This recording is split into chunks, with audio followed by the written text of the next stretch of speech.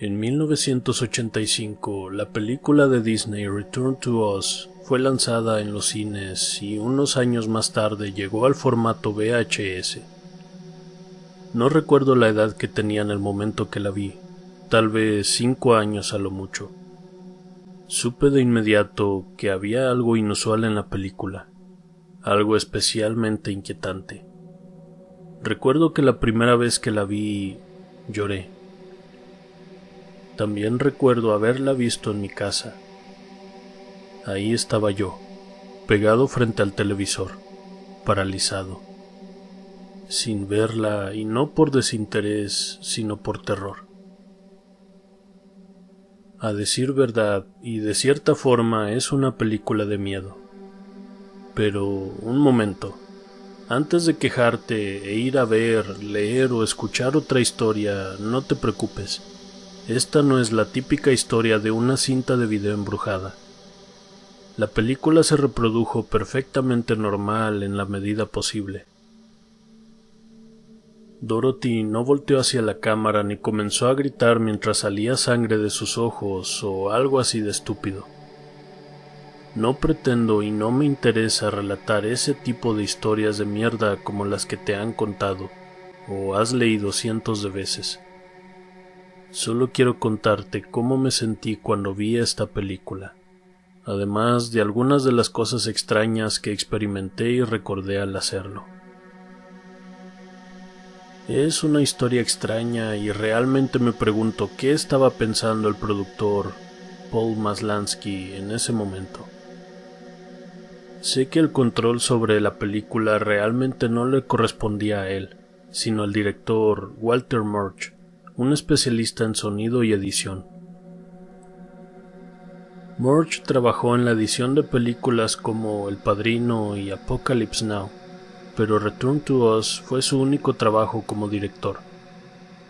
Sigo pensando que algo le pudo haber sucedido durante la producción de esta película, tal vez algo que lo haya desviado de dirigir cualquier película a partir de ese momento, pero eso es solo una suposición.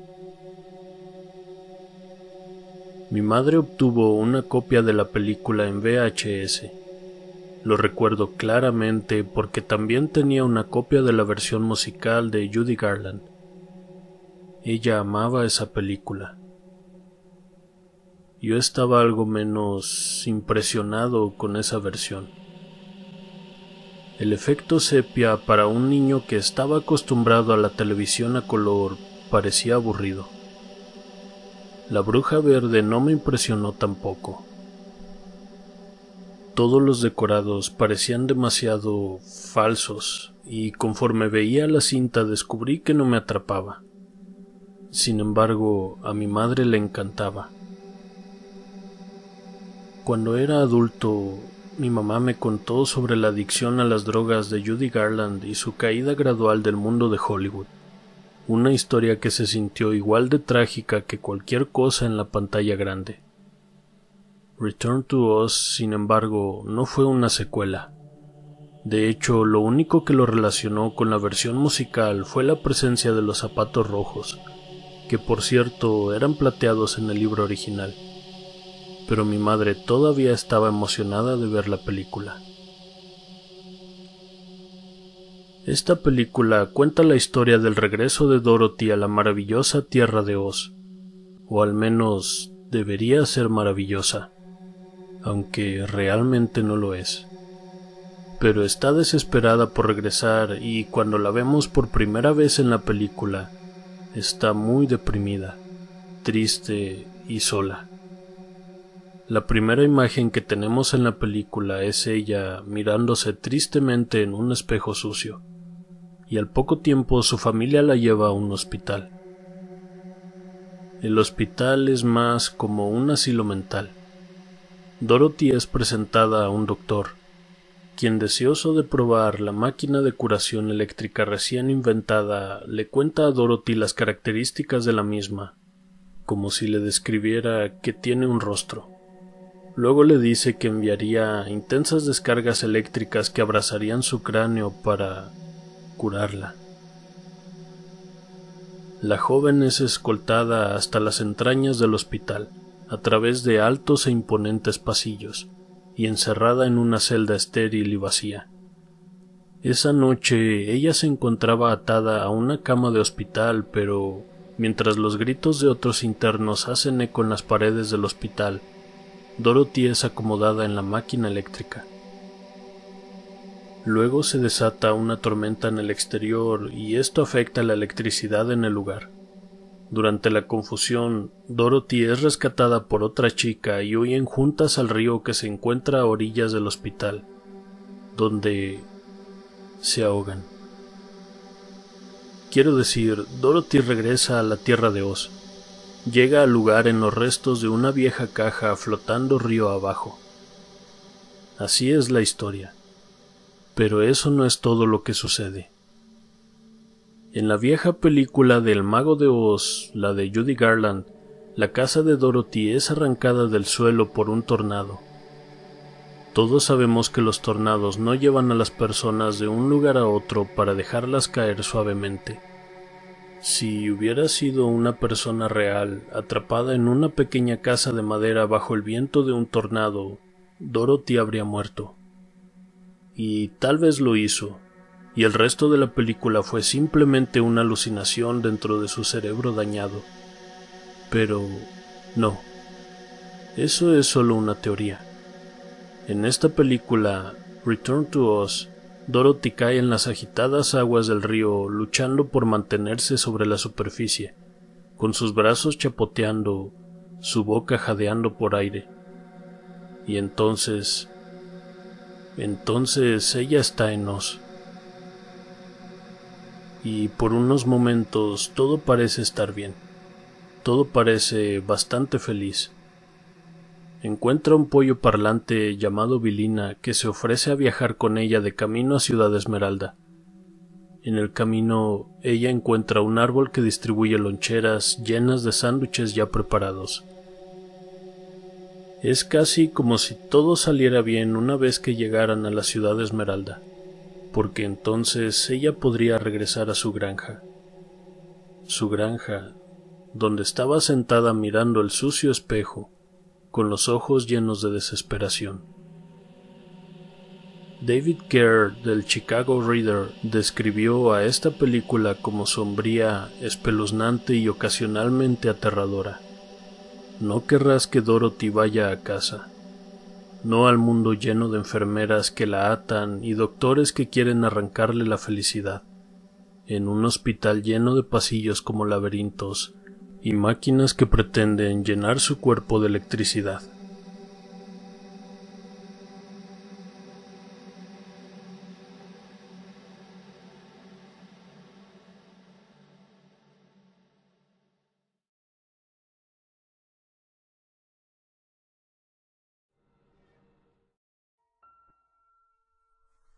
Dorothy encuentra su antigua casa de granja, la que se estrelló en su anterior visita a Oz, y luego se sienta en una porción del bosque. Pero ahí no hay ardillas alegres y bailarinas, solo enredaderas silvestres y árboles retorcidos. Dorothy limpia el polvo de las ventanas tratando de ver el interior. Luego encuentra el camino de ladrillos amarillos solo para darse cuenta que ha sido destruido, con algunos de sus ladrillos rotos o arrancados. La tierra a la que tanto quería regresar se había tornado retorcida, pesadillesca y hostil. Esto me recordó algo. Yo crecí en un pequeño pueblo en el área rural de Cornwall, con granjas en las colinas, las cuales podíamos escalar y mirar hacia el horizonte, para no ver más que campos de trigo en todas direcciones. Ese era mi Kansas. Creo que fue a finales del verano cuando encontré una inquietante y antigua casa de granja. Había salido a explorar, a pesar de la orden que dio mi padre de permanecer solo en el jardín de nuestra casa. A veces caminaba por el viejo muro de piedra que rodeaba nuestro jardín, y en una ocasión me abrí camino hacia los campos, aventurándome tan lejos como pudiera antes de que se ocultara el sol. Evité los campos con las vacas grandes e imponentes a comparación de mi tamaño, mientras las nubes comenzaban a oscurecerse.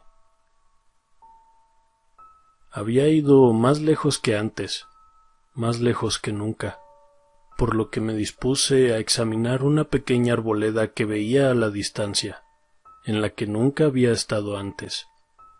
Fue allí, cerca del pie de la colina, donde vi la antigua casa de granja por primera vez. Me apresuré a ir a la casa y corrí hacia las ventanas. Estaban cubiertas con tierra.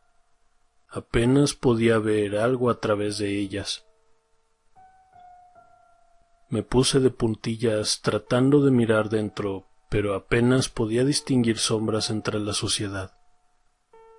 Limpié una de las ventanas lo mejor posible y pronto pude ver el interior de la casa. Estaba desordenada, las sillas en el suelo y una mesa hecha pedazos en la esquina. Pude ver una entrada que conducía a otra habitación, pero lo que sea que estuviera allí se perdió de vista. No era la misma casa que la de la película. El diseño era diferente y las ruinas en su interior eran distintas, pero en sí misma la casa y el ambiente daban una impresión similar a la de la película. Era como mi propia versión de la casa de Dorothy, llevada hasta este sitio no tan lejos de mi hogar. Yo quería entrar. No sé por qué. Tal vez simplemente porque estaba allí o quizá porque quería llegar más lejos que Dorothy en la película. Abrí la ventana y... Bajo la casa está el cadáver de la bruja. Me arrastré hacia adentro. Se sentía sofocado, como si el aire estuviera caliente. Había un zumbido tenue en el aire que al momento me di cuenta que provenía de unos insectos. El ambiente se sentía pesado, como si el calor del verano se hubiera concentrado ahí. No había luces, o si las había, ninguna se encendía. La habitación estaba teñida de un suave color rojizo o marrón, causado por la poca luz del sol entrando por las ventanas sucias. Caminé con cuidado por el suelo de madera. La casa yace encima de la bruja muerta mientras ella se pudre debajo. Y efectivamente los tablones crujían con mis pisadas. Observé la puerta de la otra habitación y me di cuenta que conducía a la cocina. Había varios objetos en el lavaplatos, cosas punzantes y afiladas. Empecé a sentirme mal. No quería estar en ese lugar. El aire sabía mal.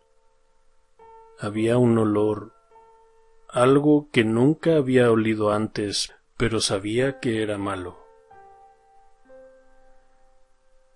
Al darme la vuelta, intenté correr para irme de allí, pero escuché un sonido pesado en la entrada y supe casi de inmediato que había sido un paso. La figura estaba parada en la puerta. Un hombre de 2 metros. La casa está marcada por la muerte. La transpira desde el fondo donde dejaron a la bruja. Su cuerpo destrozado. Estaba bloqueando la luz del sol. Llevaba un grueso abrigo negro, del tipo que la mayoría de los granjeros de la zona usaban. Pero su barba era gruesa y alborotada como un alambre. Su cabello colgaba en densos mechones y me miraba con esos ojos. Ojos brutales y llenos de un odio intenso. Él se acercaba a mí, un niño pequeño de solo 6 años con pasos largos. Estaba sosteniendo algo en su mano izquierda. No podía ver qué. Solo sé que era afilado, puntiagudo y manchado de barro. Tenía que ser barro. El hombre abrió la boca y rugió hacia mí, con sus dientes podridos detrás de su barba espesa, llenando la vieja casa destrozada con el eco de sus palabras. ¡Fuera! ¡Fuera! Corrí. Salí de la casa a toda velocidad atravesando la cocina y la ventana, para salir al campo sin bajar la velocidad ni un segundo. Tropecé y caí al barro en la base de la ventana, pero no me detuve. Seguí corriendo. No miré hacia atrás, corrí por el campo y entre los árboles sin importar que mis pulmones ardieran y mis piernas dolieran. No dejé de correr, no hasta que llegué a casa. No noté que estaba oscuro y que el sol se había ido, ni que la noche había cubierto al pueblo. Cerré la puerta de golpe, bloqueando para siempre al hombre y esa casa.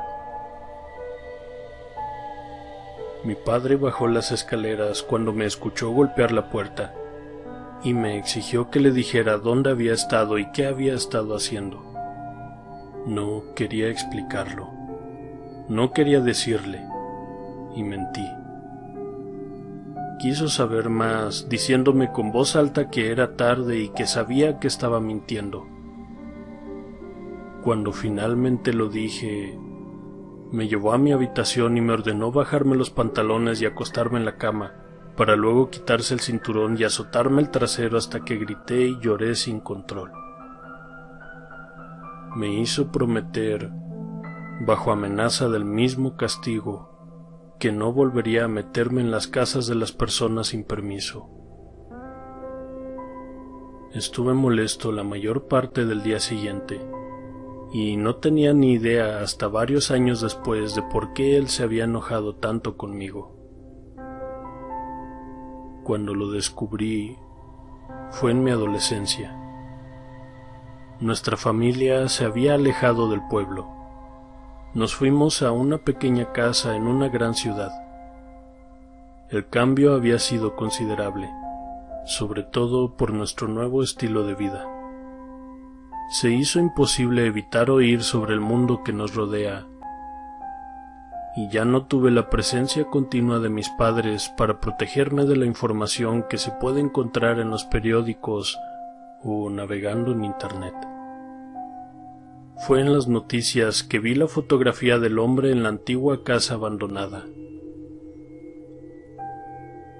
El periodista explicó que aquel hombre había muerto en prisión mientras cumplía su sentencia de cadena perpetua, la cual le fue otorgada por el asesinato de 4 niños pequeños, todos con edades de entre los 4 y los 9 años.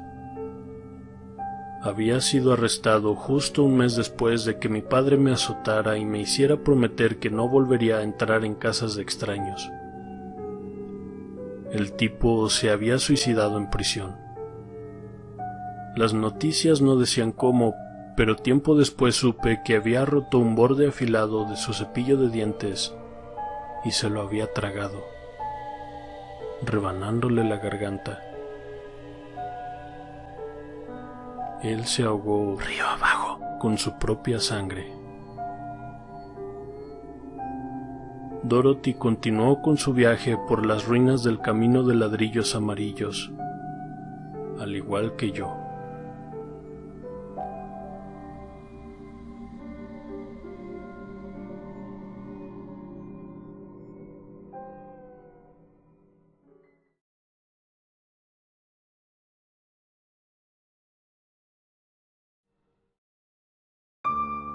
Cuando Dorothy llegó a la ciudad Esmeralda, encontró a todos sus amigos, pero han sido convertidos en piedra. Están alrededor de las ruinas de la ciudad, sin vida. La ciudad está abandonada. No parece haber nadie más que Dorothy y las estatuas. La ciudad Esmeralda es un mausoleo, pero no está totalmente abandonada. En uno de los momentos más aterradores de la película conocemos a los ocupantes vivos de la ciudad. Se despliegan a la vista moviéndose en 4 patas. Cada pierna termina en una rueda oxidada y rechinante.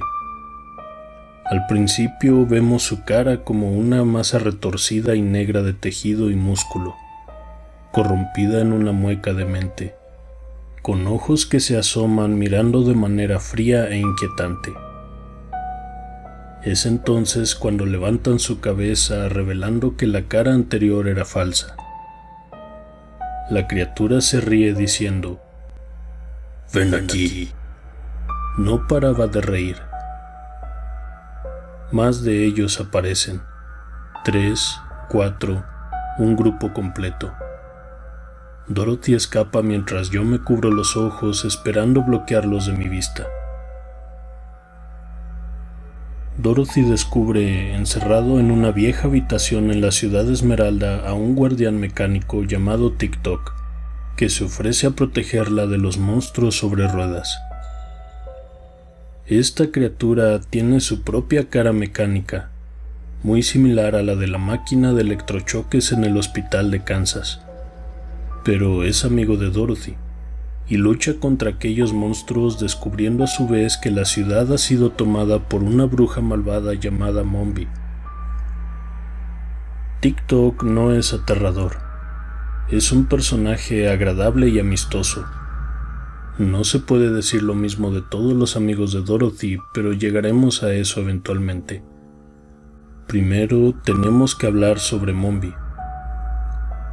Al inicio no la reconocí cuando vi por primera vez la película, pero Mombi fue interpretada por Jean Marsh, quien también interpretó a la enfermera que amarró a Dorothy en la cama de hospital al inicio de la película, y que la persiguió hasta el río.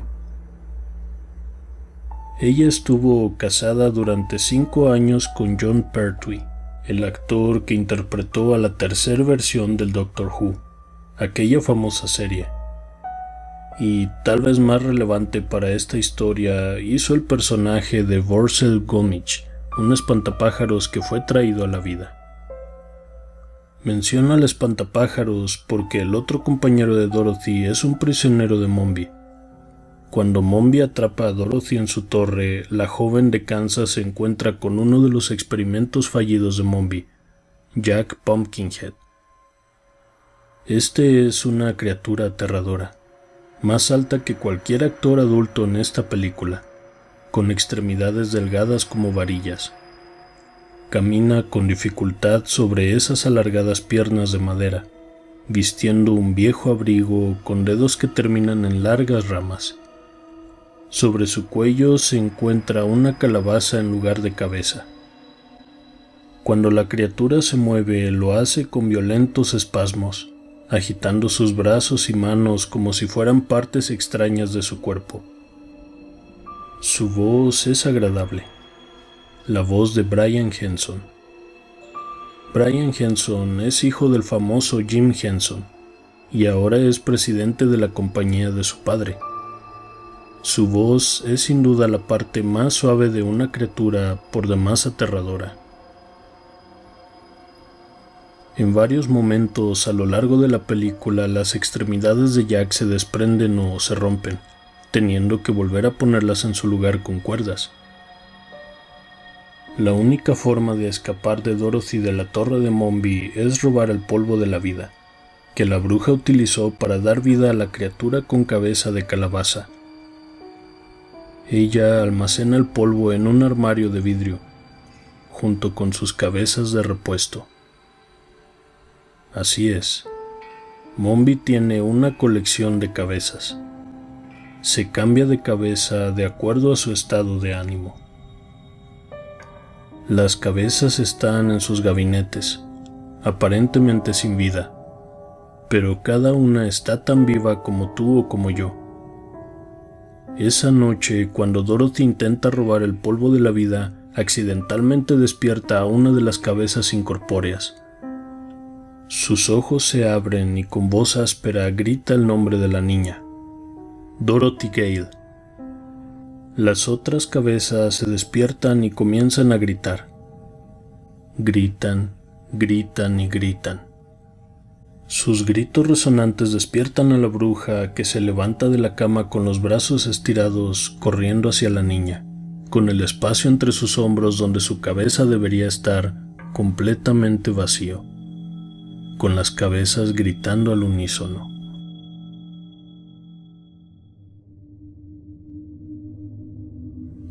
Estuvimos en la ciudad por un año. Me inscribieron en una nueva escuela. Era mucho más grande de lo que estaba acostumbrado y algunos de los chicos al principio del año se habían burlado de mí por eso. Me etiquetaron como el granjero y me trataban como un extranjero.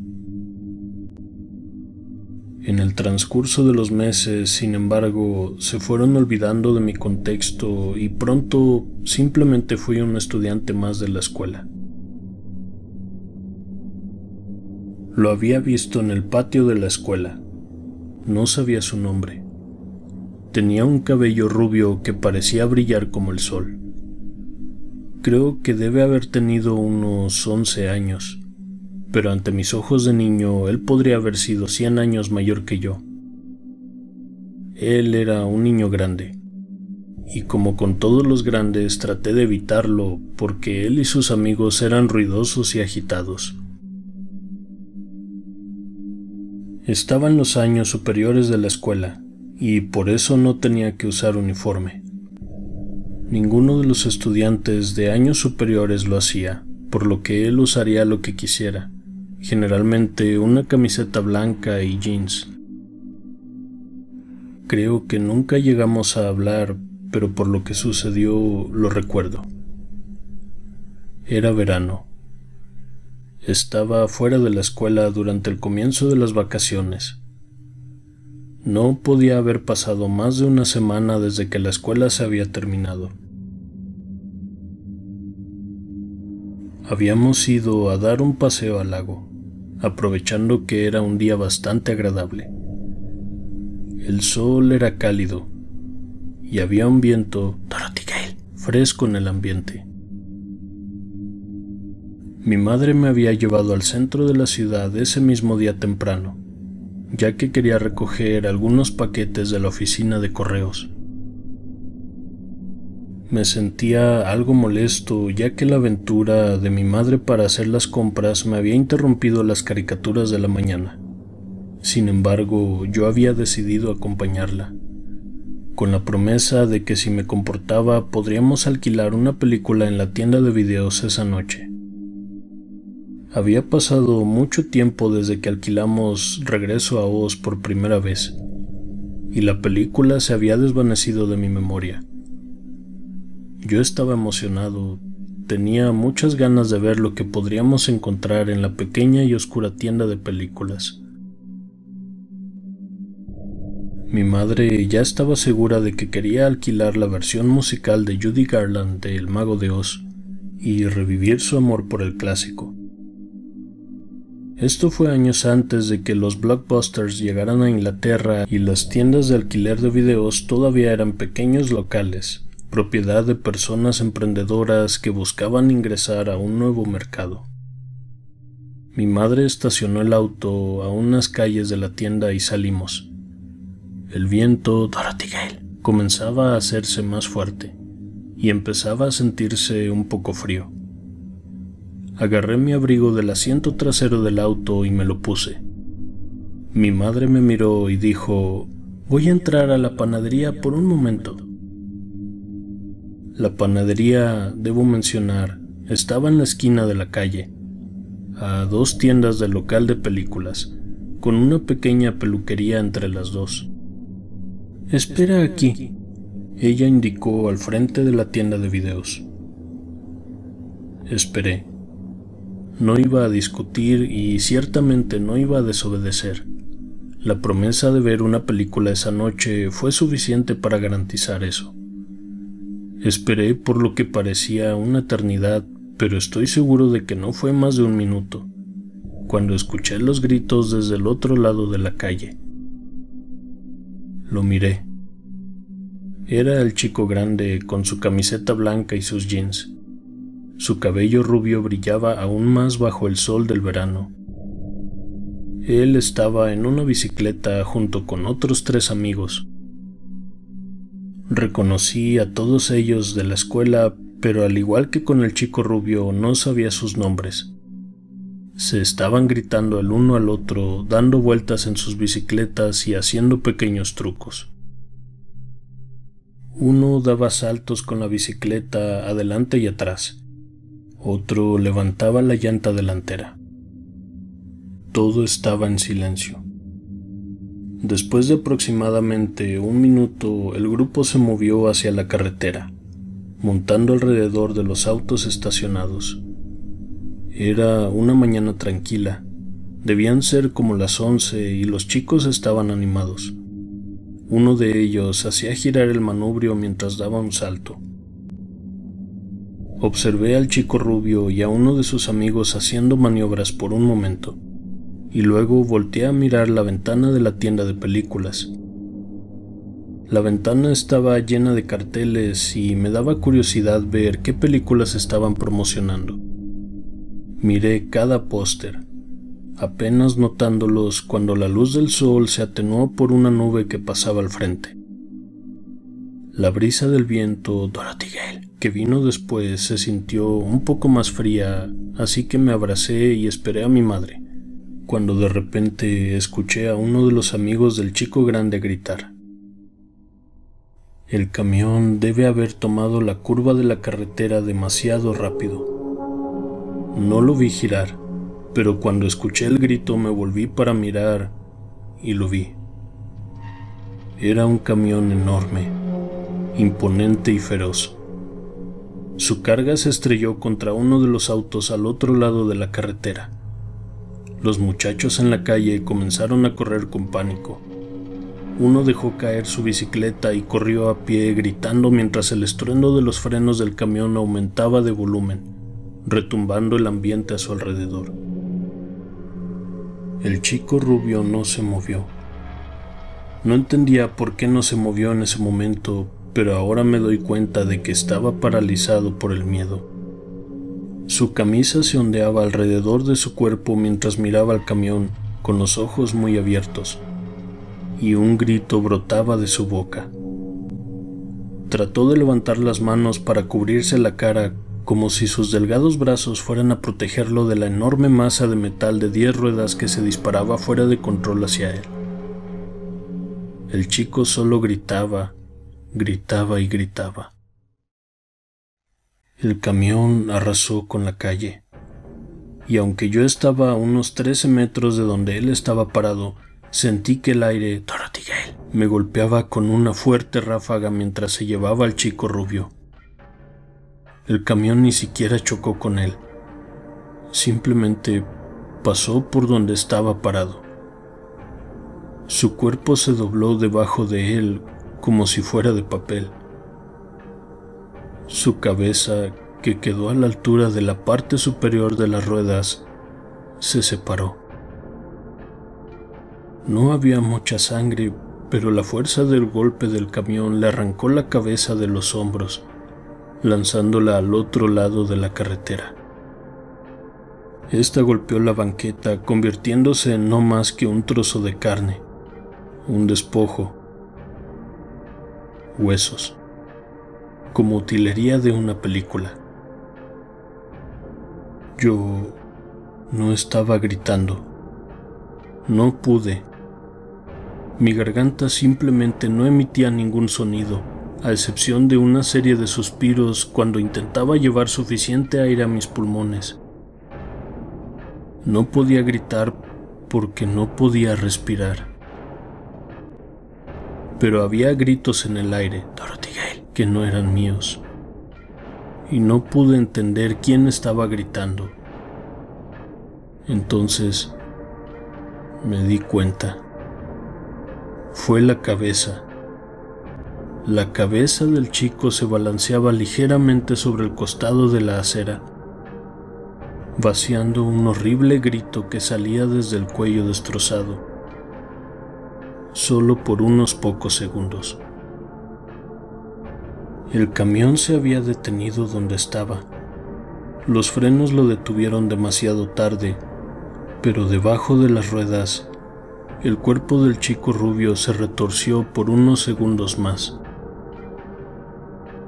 Sus brazos se movían con la poca memoria muscular que les quedaba, tratando de sentir el espacio vacío entre sus hombros. La bruja tenía una colección de cabezas. Ella las cambiaba y usaba una diferente, dependiendo de su estado de ánimo. Y después de unos segundos, cesaron los movimientos y los gritos. El chico rubio, que en un momento había pasado de ser una persona viva a convertirse en un bulto, estaba inmóvil. Carne humana, desmenuzada y vacía.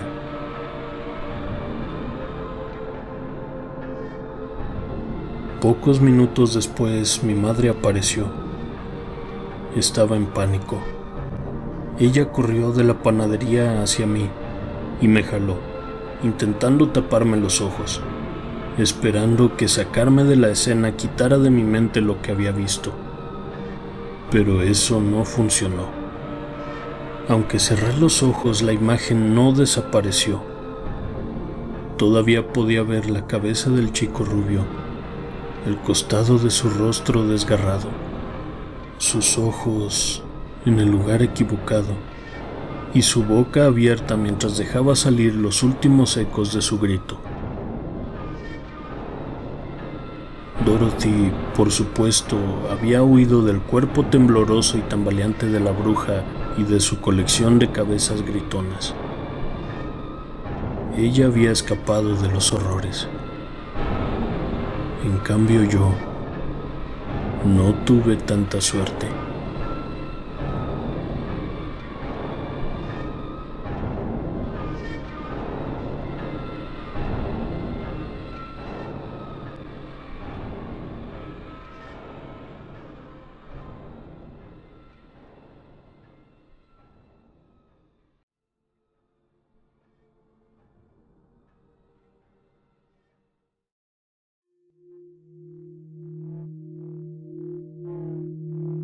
Con el polvo de la vida, Dorothy logró amontonar varios objetos de la Torre de la Bruja: un sofá, una cabeza de alce, un par de alas y un montón de basura para darle vida a una criatura. Se llamaba Gump, y al igual que Jack, era un ente de objetos revueltos. Dorothy se fue en el Gump sobrevolando el desierto mortal. El desierto mortal. Una masa de arena en el borde de Oz que si la tocabas te convertirías en arena. Varios de los Wheelers persiguieron a Dorothy y cuando sus ruedas tocaron la arena, colapsaron. Sus cuerpos se volvieron amarillentos, se agrietaron y desmoronaron, convirtiéndose en arena. Gump se rompe en el aire. Sus alas se destrozan y Dorothy y sus amigos se estrellan contra la montaña del Rey Nom. Una criatura siniestra hecha de roca. El Rey Nom fue interpretado con un estilo muy particular por Nicol Williamson, un actor escocés que se abrió paso a través de muchos papeles en el escenario y pantalla, antes de su muerte en 2011. Williamson también interpretó al doctor del hospital en Kansas. La aparición de ambos personajes, el siniestro doctor y su asistente en Oz, me hace estar más seguro de que el oscuro y siniestro Oz de esta película no es más que una alucinación de Dorothy mientras se ahoga en el río durante la tormenta. Pero no, ella no se ahogó. No importa cuántas veces trate de recordar la historia, sigo pensando que ella se ahogó. He visto la película muchas veces ahora de adulto, sin embargo, en cada ocasión me encuentro pensando lo mismo mientras cae al río. Aquí es donde se ahoga. Cada vez que pienso en esta película, recuerdo que Dorothy se deslizaba bajo la corriente, con la piel fría, luchando por respirar, siendo aplastada bajo el peso del agua. No, Dorothy no se ahogó. Así no es la historia en la película. Sigo recordando la película de manera diferente. Sigo pensando que ella se ahoga, pero no lo hace. Dorothy no se ahoga. Dorothy no se ahoga. Se ahoga. Ella va a Oz y rescata a sus amigos que han sido capturados por el Rey Nom. Ella va a la cámara del tesoro del Rey Nom, donde ha convertido a todos sus amigos en estatuas, y ella los trae de vuelta a la vida. Ella, la pequeña Fairuza Balk en su primer papel en el cine, no se ahoga, se ahoga. Los trae a todos de regreso a la ciudad de Esmeralda. El Rey Nom muere. La malvada bruja Mombi es capturada por los protagonistas, pero el Rey Nom muere.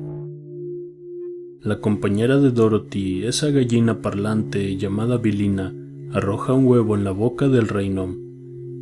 El Rey Nom, habiéndose convertido para este punto de la película en una enorme roca viviente, comienza a asfixiarse.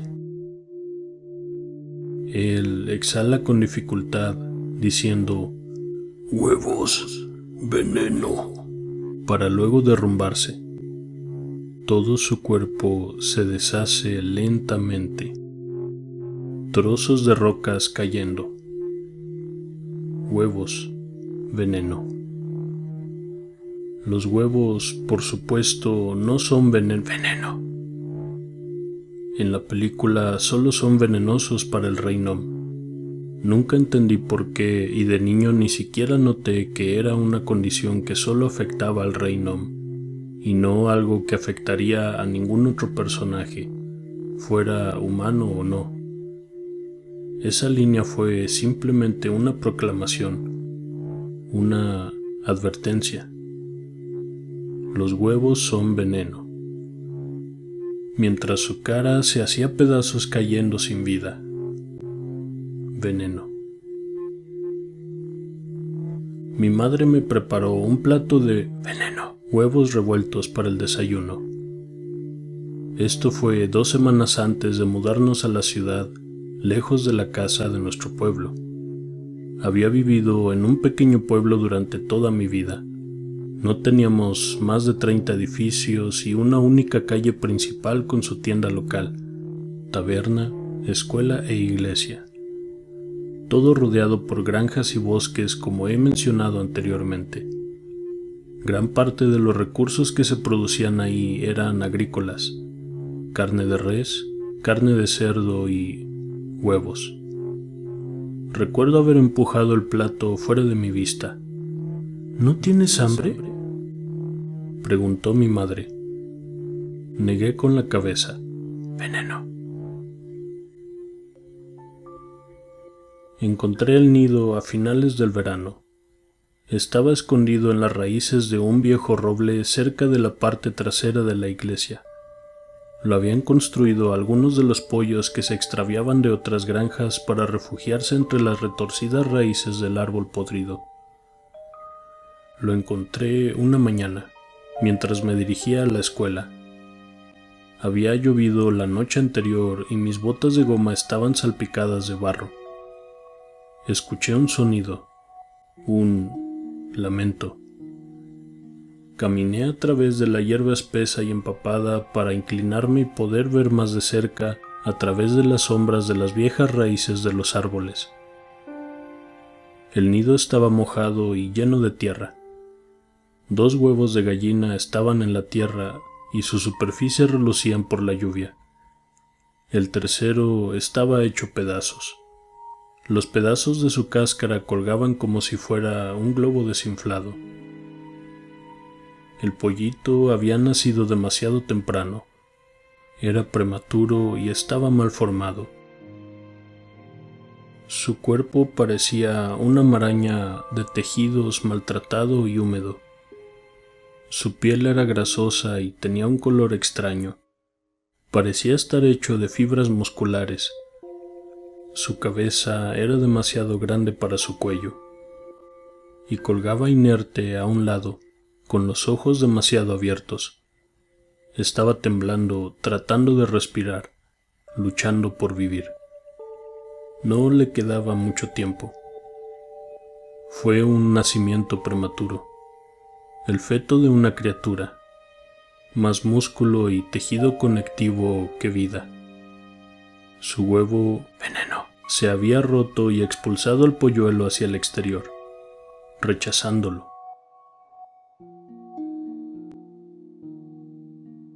No teníamos cafetería en la escuela. Era un edificio demasiado pequeño para tener una. En cambio, la tienda local enviaba una camioneta a la parte posterior de la escuela, donde los maestros recolectaban nuestras comidas y las llevaban al gimnasio, que también funcionaba como el auditorio. A pesar de que era demasiado pequeño para calificarse como uno. Nos sentamos y comimos nuestros almuerzos, tanto los que lo recibían de la camioneta como los que lo llevaban de casa. Mi madre me había preparado sándwiches de jamón con las cortezas del pan bien cortadas. Me senté con otros 3 niños de mi clase. Chris era un entusiasta de fútbol, y por lo general comía apresuradamente para terminar temprano y así poder ir al patio a jugar. Josh era un chico callado, de esos a los que les gusta leer. Tenía cabello largo y negro, y unos frenos dentales que brillaban cada vez que sonreía. Y luego estaba Gary, que no hablaba mucho, pero nos siguió al resto de nosotros con frecuencia. Comí mi sándwich con calma, sin hablar con nadie. Chris estaba hablando con entusiasmo sobre el partido de fútbol que había visto en la televisión la noche anterior. No me interesaba el fútbol, y sus descripciones de jugadas y movimientos eran casi un lenguaje extraño para mí. Dio una mordida a su sándwich y siguió hablando, soltando algunos pedazos de comida mientras lo hacía. Me giré hacia Josh, pues quería contarle sobre el nido que había encontrado, y también sobre el pollito, que se retorcía en el suelo lodoso, que luchaba por sobrevivir. Josh negó con la cabeza. «Todos los pollos son pequeños al nacer», dijo. Traté de explicarle que no era simplemente un pollito, que estaba medio formado y moribundo, pero yo solo era un niño y no podía encontrar las palabras para describirlo apropiadamente. A lo mucho pude decir que había nacido mal. Chris mordió de nuevo su sándwich, haciendo un suave sonido de tos. Josh dijo que tal vez un zorro había encontrado el nido y se había comido algunos de los huevos, dejando de lado al polluelo muerto. Traté de explicar que eso podría ser posible, cuando Chris tosió de nuevo. Me di la vuelta para mirarlo. Su cara se veía mal, brillante y arrugada. Comenzó a toser una y otra vez con más fuerza, mientras señalaba su garganta. Algunos otros niños se dieron vuelta y lo notaron, ya que la tos de Chris se volvió más insistente. Dejó caer su sándwich, uno que había sacado de la camioneta del almuerzo. Cuando se abrió en el suelo, las rebanadas de pan se separaron, dejando ver su contenido. Veneno. Huevos. Chris trató de levantarse, pero no pudo. Se tropezaba al intentarlo. Josh corrió hacia él, tratando de darle palmadas en la espalda. ¡Ayuda!, gritó.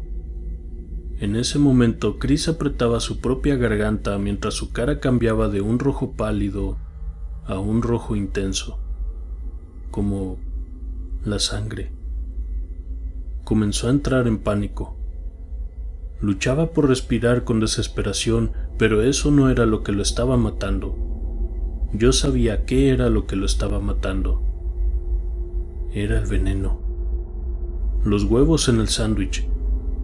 La maestra corría hacia nosotros, pero Chris ya estaba en el suelo, mientras sus roncos suspiros llenaban el salón. Se retorcía bruscamente buscando aire, mientras su piel se volvía aún más roja. No pude evitar pensar en el pollito del nido. Agarré el brazo de la profesora, diciendo: «¡Son los huevos!», insistentemente. mientras mis ojos ardían al sentir lágrimas en ellos. «Los huevos están envenenados». Chris fue llevado a la clínica local, donde encontraron lo que causó la obstrucción en su garganta. Un gran pedazo de veneno, cáscara de huevo, casi del tamaño de una moneda pequeña, que había enterrado su borde afilado en un lado de su garganta. A pesar de todo esto, no creo que la película esté maldita. Todo el asunto de la película maldita no funciona, no en el mundo real. Puede haber sido la única película del director, pero eso no significa que haya sido inusual. No creo que esa película que vi en mi infancia estuviera maldita. No, definitivamente no era la película la que estaba maldita. Era yo. Para cuando Dorothy regresa a Kansas, su viaje ha terminado. Ella ha encontrado al heredero legítimo del trono de Oz, y éste la ha ayudado a reclamar aquel mundo. Luego descubrimos que el hospital se quemó durante la tormenta. El doctor murió en el incendio, quemado vivo. El rey Nom había muerto. También el doctor. Ambos personajes, interpretados por el mismo actor, tuvieron el mismo destino. Pero Dorothy estaba en casa, y ahora era más sabia y segura de sí misma. Su tristeza había desaparecido. Ella podría llevar el recuerdo de Oz con ella toda su vida.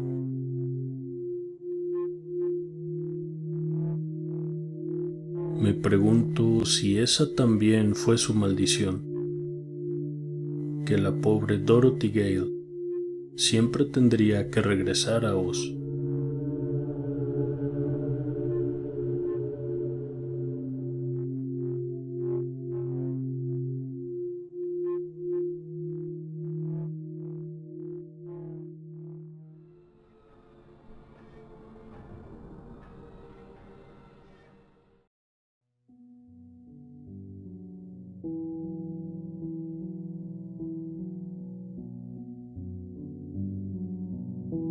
Me paré en la esquina, esa donde el camión había golpeado al chico rubio.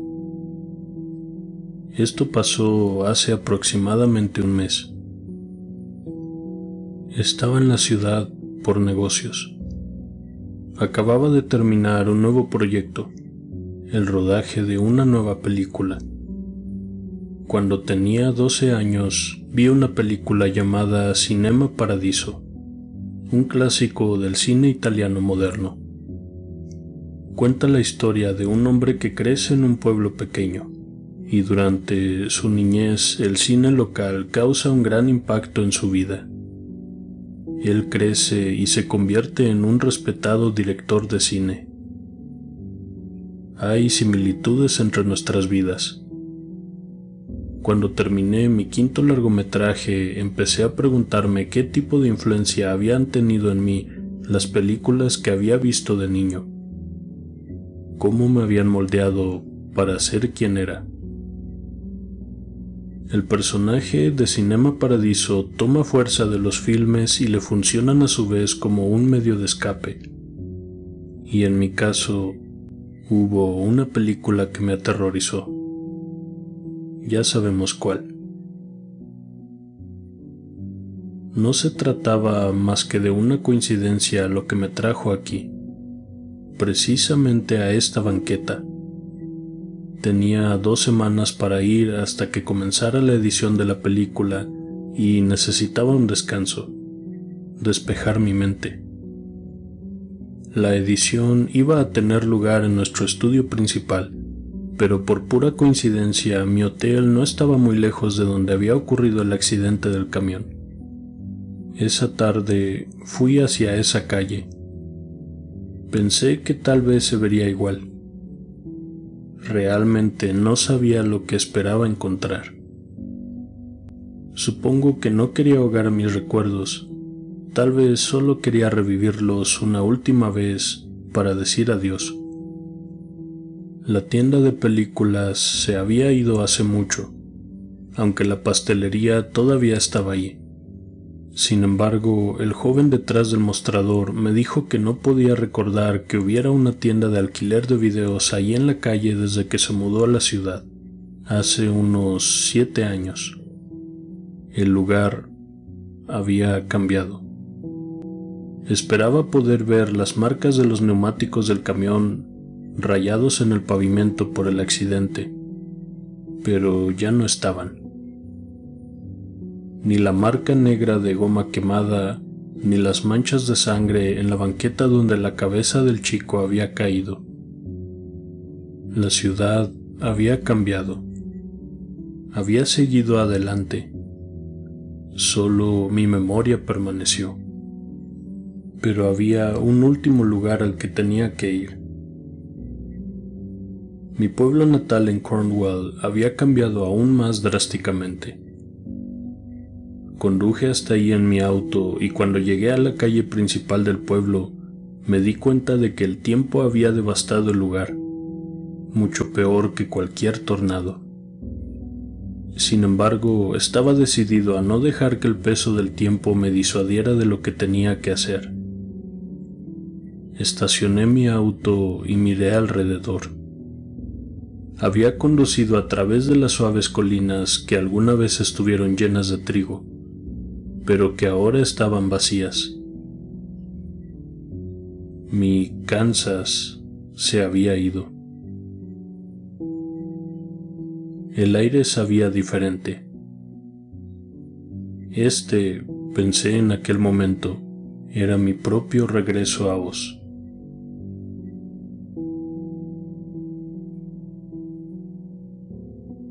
La oficina de correos estaba cerrada. Había cerrado muchos años antes. Fui a la taberna local, algo que nunca había hecho cuando vivía aquí. El hombre detrás del bar apenas si notó mi presencia. Todas las personas a mi alrededor parecían viejas, como si la historia los hubiera masticado y dejado sus rostros arrugados.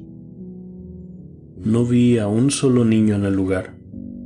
El barman me dijo que ya no había realmente familias jóvenes por ahí, ni trabajos.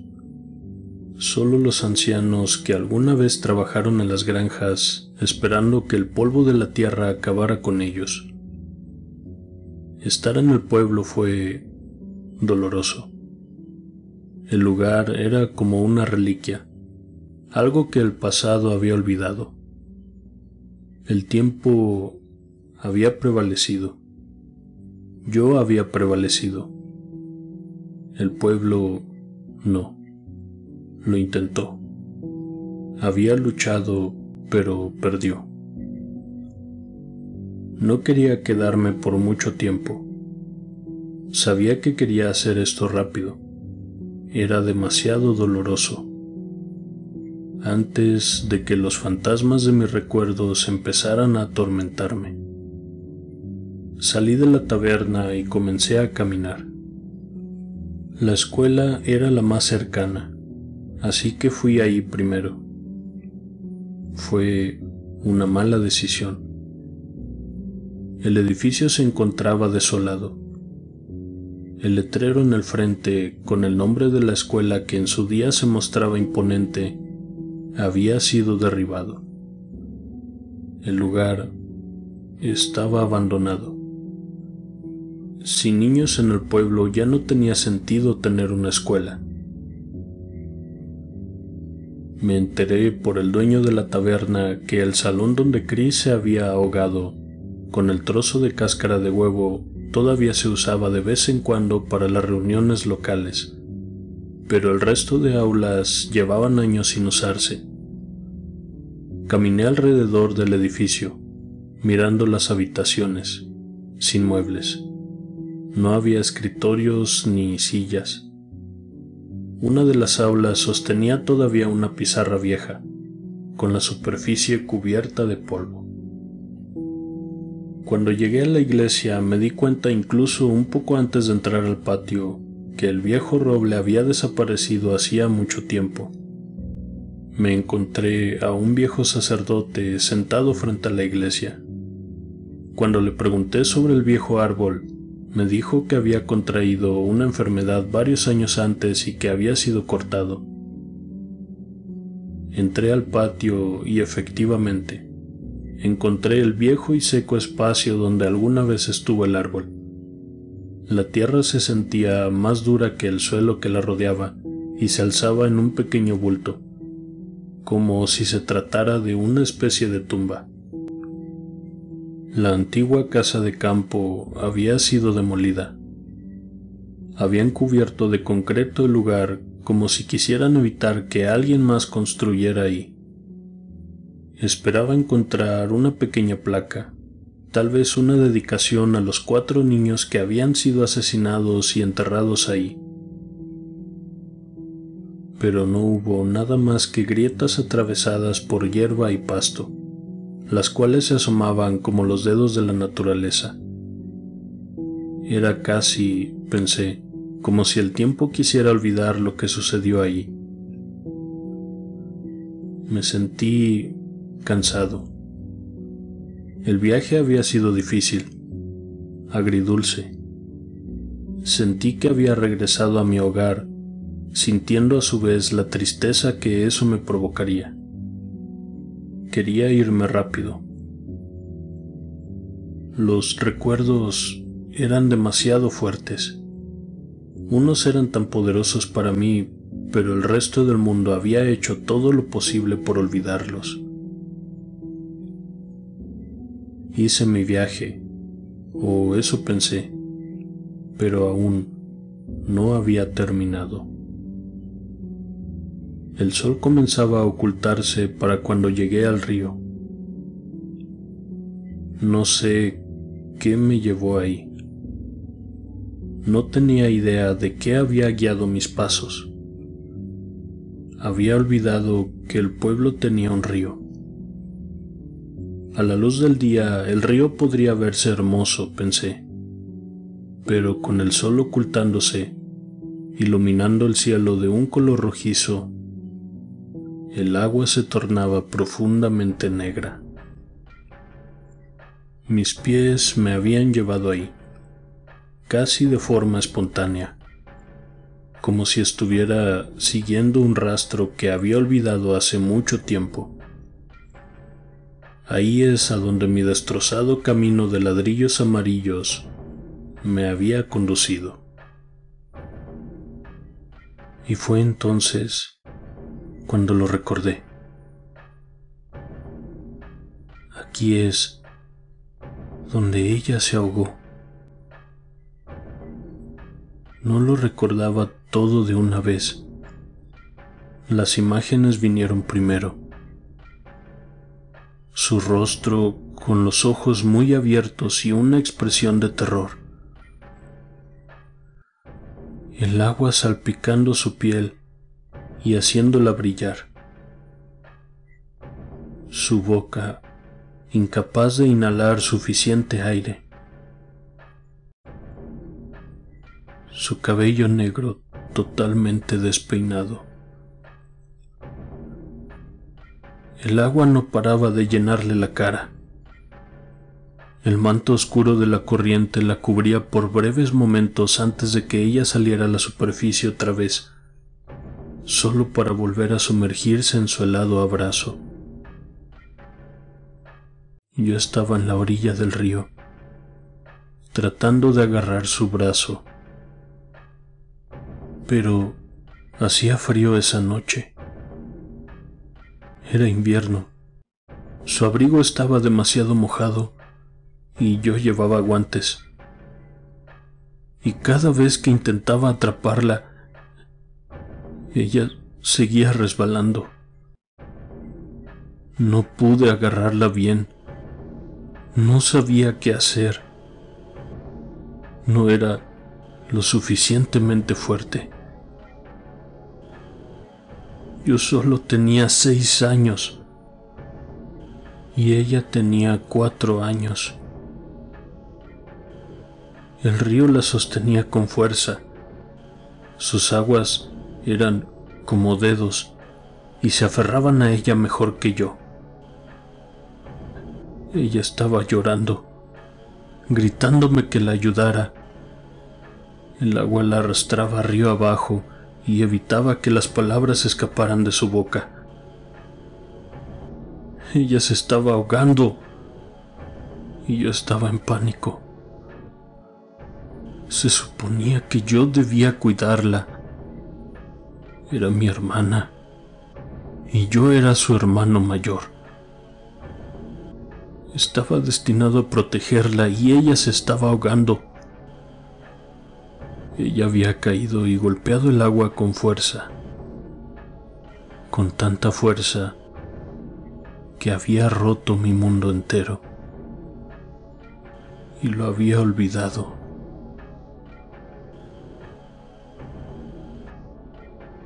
Tal vez no lo olvidé.